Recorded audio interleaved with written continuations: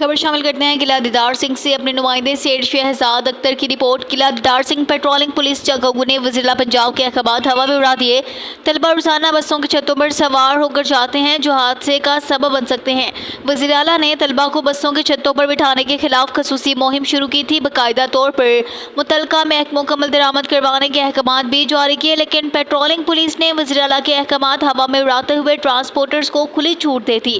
Transporters रोजाना तलबा को छतों पर सवार करके Hafizabad road patrolling check post जगहू को नाक तले रूंद कर जाते हैं, जो किसी हादसे का सबब बन सकते हैं। जबकि हाफिजाबाद रोड पर वीडियो में वाज़ेह देखा जा सकता है कि ट्रांसपोर्टर्स रात खतरनाक तरीकों से स्टूडेंट को छतों पर बिठा कर ले जा रहे हैं। शहरियों ने वज़ीर-ए-आला पंजाब मरियम नवाज समेत मुतलका महकमों से नोटिस लेने का मुतालिबा किया है ताकि मुस्तकबिल के ममार बाहिफाजत अपने घरों और तालीमी इदारों को पहुँच सकें।